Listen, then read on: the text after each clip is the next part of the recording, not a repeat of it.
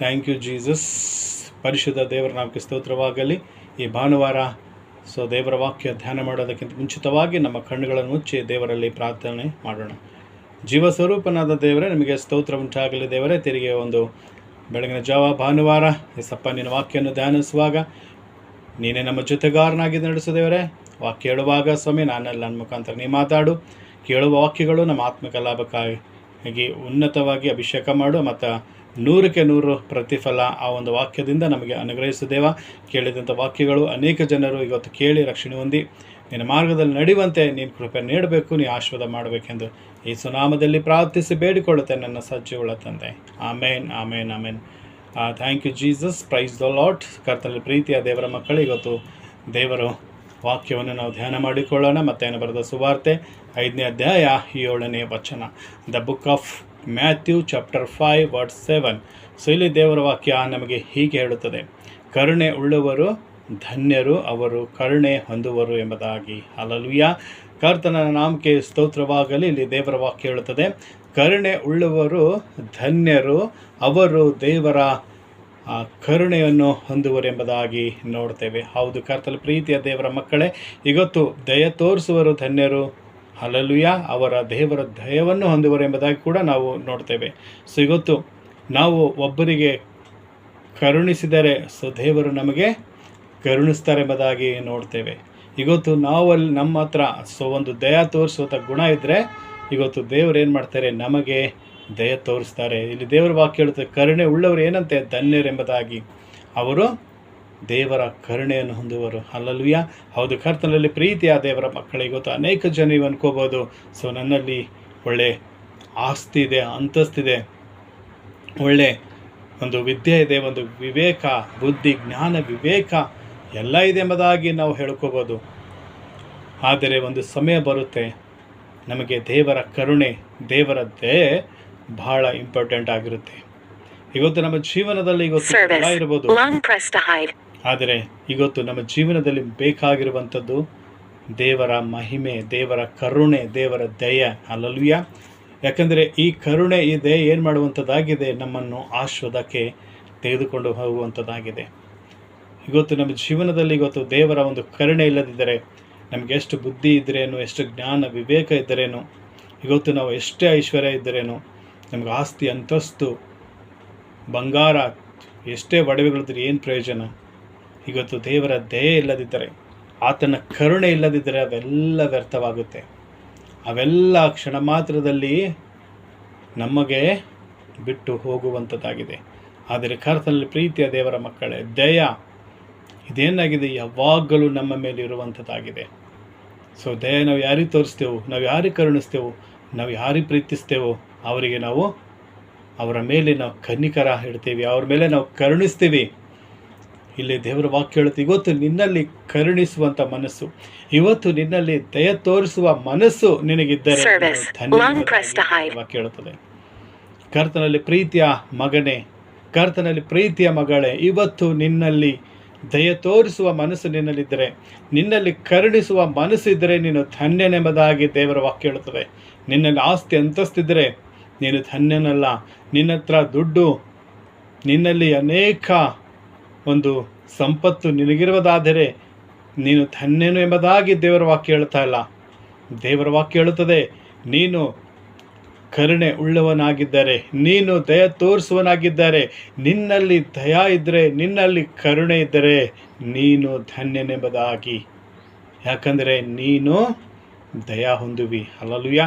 ಹೌದು, ಕರ್ತನಲ್ಲಿ ಪ್ರೀತಿಯ ದೇವರ ಮಕ್ಕಳು, ಇವತ್ತು ನಾವು ಒಬ್ಬರಿಗೆ ದಯ ತೋರಿಸಿದರೆ, ಇವತ್ತು ನಾವು ಒಬ್ಬರಿಗೆ ಕನಿಕರಿಸಿದರೆ, ಕರುಣಿಸಿದರೆ, ಈ ದೇವರು ಏನು ಮಾಡ್ತಾರೆ, ನಮಗೆ ಕರುಣಿಸ್ತಾರೆ. ಆ ಕರುಣೆ ಏನು ಮಾಡುತ್ತೆ, ನಮಗೆ ಕಾಪಾಡುತ್ತೆ. ಆ ದೇವರ ಆ ದಯ ನಮ್ಮನ್ನು ರಕ್ಷಿಸ್ತದೆ. ಅನೇಕ ಕೇಡು ಗಂಡಾತರದಿಂದ, ಅನೇಕ ಪಾಪಗಳಿಂದ, ಅನೇಕ ಆ ವೈರಿಗಳ ಕುತಂತ್ರದಿಂದ ಆ ದೇವರ ಕರುಣೆ, ದೇವರ ದಯೆ ಏನು ಮಾಡುತ್ತೆ, ನಮಗೆ ಕಾಪಾಡುತ್ತದೆ ಎಂಬುದಾಗಿ ನಾವು ನೋಡ್ತೇವೆ. ಯೋನನ ವಿಷಯದಲ್ಲಿ ನಾವು ನೋಡ್ತೇವೆ. ದೇವರು ಆತನ ಆಜ್ಞೆಗೆ ಅವಿಧೇಯನಾಗಿ ಆತನು ಸಮುದ್ರದಲ್ಲಿ ಪ್ರಯಾಣ ಮಾಡಿದಾಗ ಅಲ್ಲಿ ಆತನಿಗೆ ಸಮುದ್ರದಲ್ಲಿ ಹಾಕಲ್ಪಟ್ಟಿತ್ತು.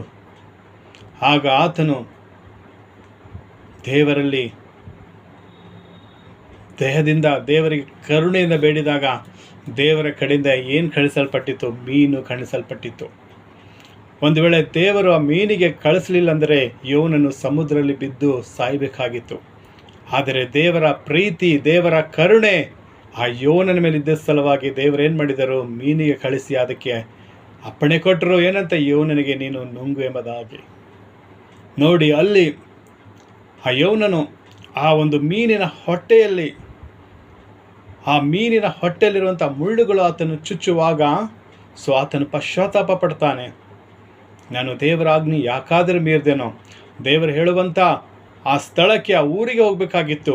ದೇವರು ನನಗೆ ಯಾವೊಂದು ಸ್ಥಳದಲ್ಲಿ ಸೇವೆ ಮಾಡಿ ಅಂತ ಹೇಳಿದರೋ ಆ ಸ್ಥಳ ಬಿಟ್ಟು ನಾ ಬೇರೆ ಕಡೆ ಹೋಗ್ತಾ ಇದೆಯಲ್ಲ ಅಂಥೇಳಿ ಗೊತ್ತು ನಾನು ಮಾಡಿದ ತಪ್ಪು ಎಂಬುದಾಗಿ ಆತನು ಪಶ್ಚಾತ್ತಾಪ ಪಟ್ಟು ಮೀನಿನ ಹೊಟ್ಟೆಯಲ್ಲಿ ದೇವರಲ್ಲಿಗೆ ಪ್ರಾರ್ಥಿಸ್ತಾನೆ. ಆ ಪಶ್ಚಾತ್ತಾಪ ಪಟ್ಟಿದಾಗ ಆತನ ಮೇಲೆ ಏನು ಬಂತು? ದೇವರ ಮಹಿಮೆ ಬಂತು, ದೇವರ ದಯ, ದೇವರ ಕರುಣೆ ಯೋನನ ಮೇಲೆ ಬಂತು. ಆಗ ಮೀನಿಗೆ ಅಪ್ಪಣೆ ಕೊಟ್ಟರು ದೇವರು ಆತನಿಗೆ ಕಾರು ಬಿಡು ಅಂಥೇಳಿ. ಮೀನೇನು ಮಾಡಿತ್ತು? ಆತನು ಯಾವ ಊರಿಗೆ ಹೋಗ್ಬೇಕಾಗಿತ್ತೋ, ಆತನು ಯಾವ ಊರಲ್ಲಿ ಸೇವೆ ಮಾಡಬೇಕಾಗಿತ್ತೋ, ದೇವರು ಯಾವೊಂದು ಸ್ಥಳ ಆತನಿಗೋಸ್ಕರ ಕೊಟ್ಟಿದ್ದರೋ ಅದೇ ಸ್ಥಳದಲ್ಲಿ ಆ ಮೀನೇನು ಮಾಡಿತ್ತು? ಆತನಿಗೆ ಕಾರು ಬಿಟ್ಟಿದೆ ಎಂಬುದಾಗಿ ನೋಡ್ತೇವೆ. ಯಾಕಂದರೆ ಯೋನನಿಗೆ ಇಷ್ಟ ಇರಲಿಲ್ಲ, ಆದರೆ ದೇವರು ಆತನ ಚಿತ್ತ ಇದ್ದ ಕಡೆಗೆ ಯೋನನಿಗೆ ಕರ್ಕೊಂಡು ಹೋದರು. ನೋಡು, ಆತನಿಗೆ ಸಮುದ್ರದಲ್ಲಿ ಬೀಳಿಸಾಕಿ ಮೀನಿಗೆ ಅಪ್ಪಣೆ ಕೊಟ್ಟು, ಅದಕ್ಕೆ ನುಂಗುವಂತೆ ಅಪ್ಪಣೆ ಕೊಟ್ಟು, ಆ ಮೀನು ಆತನನ್ನು ತೆಗೆದುಕೊಂಡು ಬಂತು. ದೇವರು ಯಾವ ಊರಲ್ಲಿ ಸೇವೆ ಹೋಗಿ ಎಂಬುದಾಗಿ, ನೀನು ನನ್ನ ನಾಮವನ್ನು ಪ್ರಕಟಿಸು ಎಂಬುದಾಗಿ ದೇವರು ಹೇಳಿದರೋ ಆ ಮೀನು ಅಲ್ಲೇ ಅದನ್ನು ಆತನಿಗೆ ಕಾರಿ ಬಿಟ್ಟಿತ್ತು. ಹಲ್ಲೆಲೂಯ.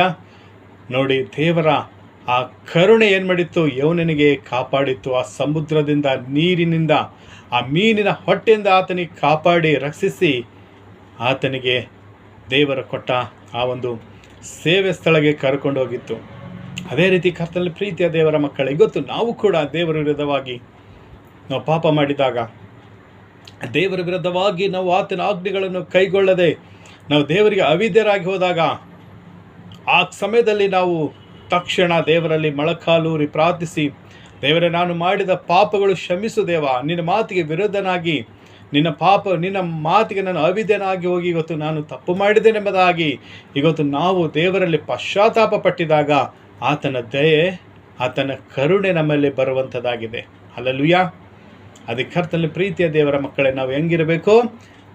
ಕರುಣೆ ಉಳ್ಳವರಾಗಿರಬೇಕು. ಒಬ್ಬರು ಕಣ್ಣೀರಲ್ಲಿದ್ದಾರೆ, ಒಬ್ಬರು ಕಷ್ಟದಲ್ಲಿದ್ದಾರೆ, ಒಬ್ಬರು ನೋವಿನಲ್ಲಿದ್ದಾರೆ ಅಂದರೆ ಅವ್ರಿಗೇನು ಮಾಡಬೇಕು? ನಾವು ಸಹಾಯ ಮಾಡಬೇಕು, ಅವ್ರಿಗೆ ನಾವು ಕರುಣಿಸಬೇಕು, ಅವ್ರಿಗೆ ದಯ ತೋರಿಸ್ಬೇಕು.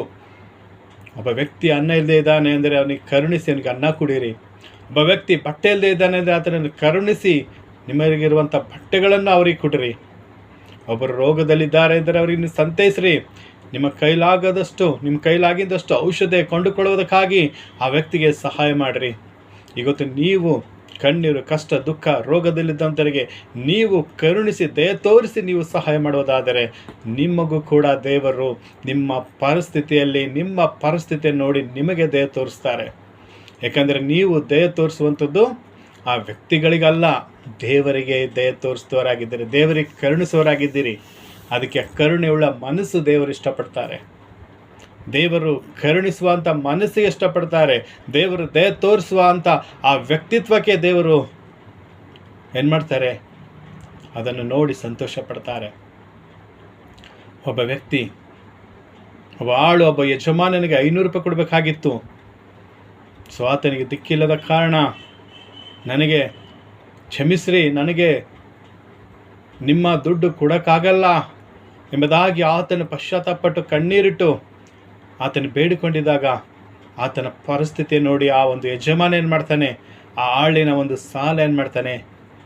ಕ್ಷಮಿಸ್ಬಿಡ್ತಾನೆ, ಬಿಟ್ಬಿಡ್ತಾನೆ. ಆದರೆ ಅವನು ಹೊರಗೆ ಬರ್ತಾನೆ ಆಳು. ಈತನಿಗೆ ಯಾರೋ ಒಂದು 100 ರೂಪಾಯಿ ಕೊಡಬೇಕಾಗಿತ್ತು.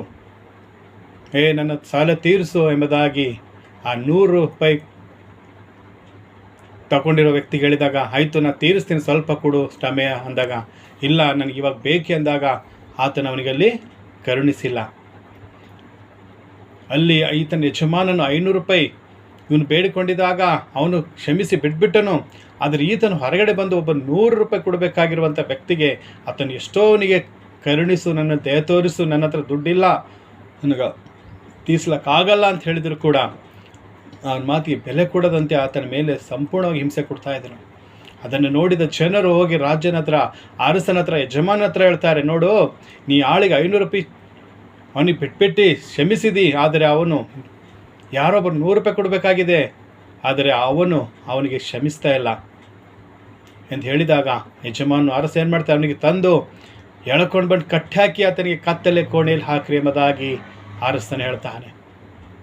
ಯಾಕಂದರೆ ದೇವರು ಅದೇ ಪ್ರಕಾರ ಇವತ್ತು ನಮಗೆ ದೇವರು ಕರುಣಿಸಿದರೆ, ಇವತ್ತು ಯೇಸು ಕ್ರಿಸ್ತನು ನಮ್ಮ ಪಾಪಗಳನ್ನು ಕ್ಷಮಿಸಿ ನಮಗೆ ಕರುಣಿಸಿ ದಯ ತೋರಿಸಿದರೆ, ನಾವು ದೇವರ ವಿರುದ್ಧವಾಗಿ ಅನೇಕ ತಪ್ಪುಗಳು ಮಾಡಿದಾಗ ನಾವು ದೇವರ ಹತ್ರ ಕ್ಷಮೆ ಕೇಳಿದಾಗ ಆತನು ಕರುಣಿಸಿ ದಯ ತೋರಿಸಿ ನಮಗೆ ಆ ಕ್ಷಮಾಪಣೆ ಕೊಟ್ಟಿದಾಗ ನಾವು ಸಹ ಏನು ಮಾಡಬೇಕು, ನಮಗೆ ಯಾರಾಯ್ತು ವಂಚಿಸ್ತಾರೆ, ಯಾರಾಯ್ತು ದುಃಖ ನೋವು ಕೊಟ್ಟಿದ್ದಾರೋ, ಯಾರು ನಮ್ಗೆ ಅನ್ಯಾಯ ಮಾಡಿದಾರೋ, ನಾವು ಕೂಡ ಏನು ಮಾಡಬೇಕು, ಅವರಿಗೆ ಕ್ಷಮಿಸಬೇಕು.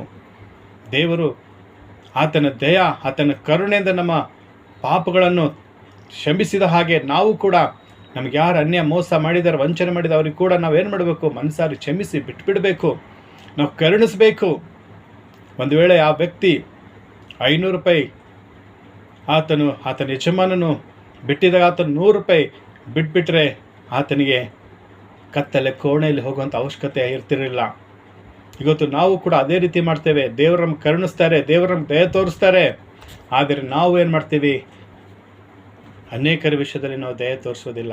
ಇವತ್ತು ಅನೇಕ ಜನ ನೋಡ್ತೇವೆ, ಆ ಜನರಲ್ಲಿ ಬಹಳ ಒಂದು ಮನಸ್ಸು ಕಠಿಣವಾಗಿರುತ್ತೆ. ಅವರ ಹತ್ರ ಆ ಕರುಣೆ ವಾಸುವಂಥ ಮನಸ್ಸು, ಅವರಲ್ಲಿ ದಯ ತೋರಿಸುವ ಮನಸ್ಸೇ ಇರೋದಿಲ್ಲ.